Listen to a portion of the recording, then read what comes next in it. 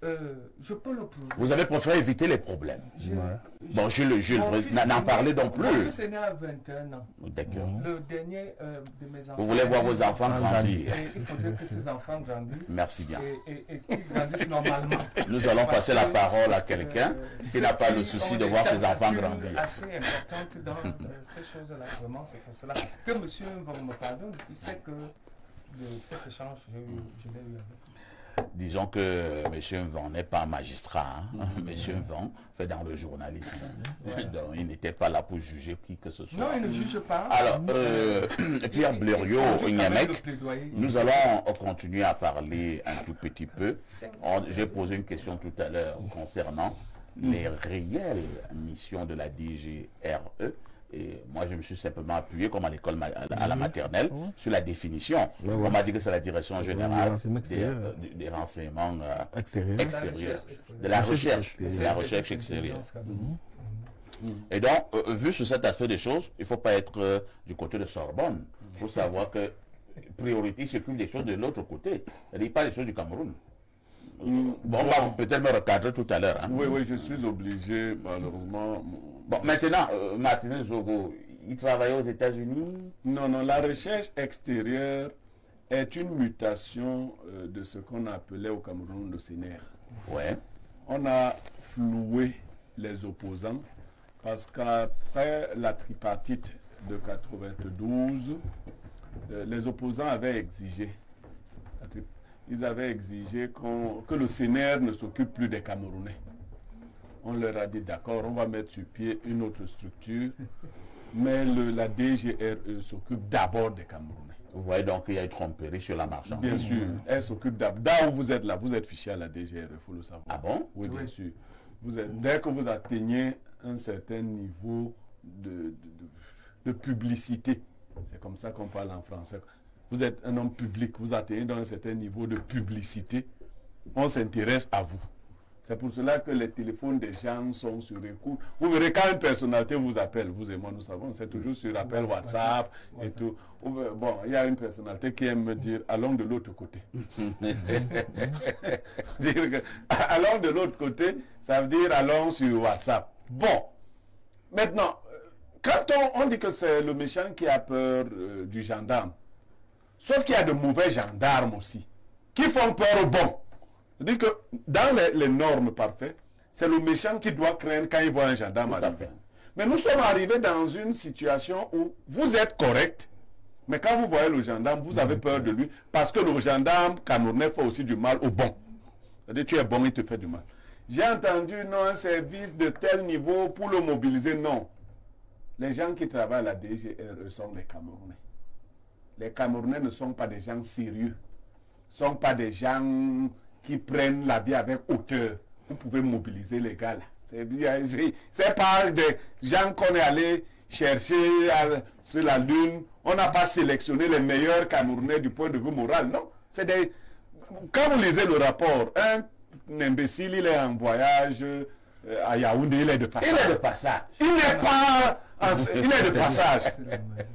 On le mêle à une affaire et ça mêle. C'est-à-dire, donc vous ne me dites pas que c'est quand on réfléchit comme ça, on est bien. On n'est pas bien. Lui-même dit qu'il est de passage. Mais il n'est pas venu, il passe sa route. On lui dit seulement, viens gars. Comme un groupe de bandits. Viens gars, il y a un business là. C'est simplement comme ça. Il s'arrête. Et il entre dans le business de la mort. Il faut tuer quelqu'un. Et il entre comme ça dans un business où il faut tuer quelqu'un. Donc moi je dis, un jour, nous aurons qu'il soit un état éthique en même temps. Très bien. Où on aura des gens, quand vous les voyez, depuis leur vie de famille, leur rigueur, un homme sérieux, par exemple, qui est dans le service d'intelligence. Moi, je cause avec certaines personnalités sérieuses. Vous verrez que même avec leurs épouses, ils ne parlent pas de certains sujets. Ça commence à montrer le sérieux. Mais quand vous voyez un con qui est au bar, parce qu'il veut montrer qu'il est puissant, et il commence à jeter les pouvoirs d'État n'importe comment. Moi, je connais des personnalités sérieuses qui n'acceptent pas les invitations dans les domiciles privés, parce qu'elles savent, ces personnalités, permettent pas qu'on les voit en amitié avec certaines personnes. Donc quand je te vois te mélanger à tout le monde, bon maintenant pour le frère Jules Brice, ce que le monsieur a fait, c'était très courageux. J'aime vous dire que lui-même aussi a subi le contre-coup. Parce qu'effectivement, nous sommes dans une guerre de réseau. Mais je crois qu'il a privilégié la confraternité. Quand un frère est touché, ne mesurez pas les risques que vous avez de perdre ci ou ça.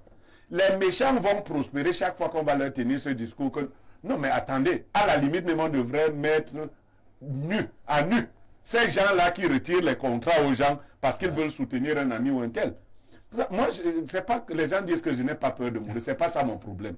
Moi, c'est pas ça. Mourir, c'est un détail. D'ailleurs, beaucoup qui attendent maman vont mourir avant moi. Mais c'est pas ça. C'est pas ça, mourir ou ne pas mourir. Ce qui est important, c'est qu'il y a un groupe de personnes qui soutiennent la vérité et s'opposent aux méchants. C'est tout.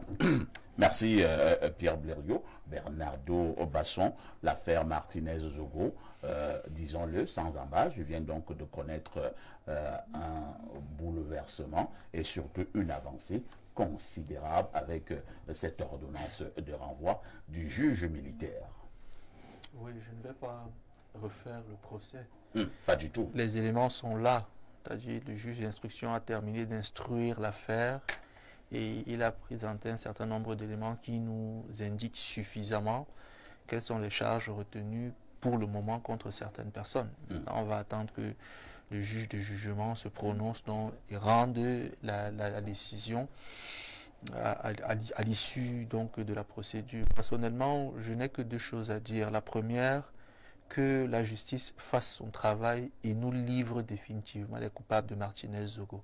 Une fois qu'elle aura rendu la décision, on aura la certitude que ce sont eux qui l'ont tué. Nous maintenant on va travailler de notre côté dans un autre sens pour obtenir d'autres résultats. À côté de cela, je voudrais aussi rappeler peut-être humblement à M. Ngaba qu'aujourd'hui, si quelqu'un le touche, je me sens blessé. Je ne suis pas journaliste à la base, je suis juriste sportif de formation. C'est-à-dire mon diplôme à l'IRIC, c'est master en contentieux international du sport, vous voyez, donc spécification sport.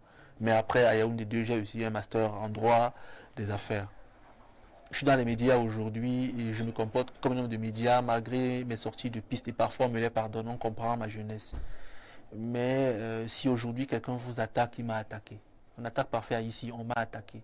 Je ne vais pas hésiter sur les moyens à mobiliser pour vous défendre. Et surtout sur les contrats qu'on peut perdre. Et s'il faut que j'y laisse ma peau, j'y laisserai ma peau. Je n'ai pas peur de mourir, tout simplement parce que je sais que ce que Martinez-Zogo a fait ne mérite pas qu'il ait été tué de cette façon-là. Oui. On aurait pu l'intimider, le menacer. Le monde vit aussi de cela. Il y a des plus forts et des plus faibles qu'on ne se mente pas. Mais lorsqu'il y a des abus, il faut des personnes qui prendront sur elles le courage de dénoncer ces abus. C'est pourquoi tout à l'heure on prendra la transition pour que j'apporte une dénonciation nouvelle. Merci bien Bernardo. Disons également qu'au niveau du procès, il y a déjà un petit débat. Bon, peut-être c'est moi qui appelle petit débat. Beaucoup pensent que ce procès, compte tenu de son importance, et si ce procès peut même être retraité en direct au niveau de la télévision nationale, il doit d'abord être public. Le procès doit être public.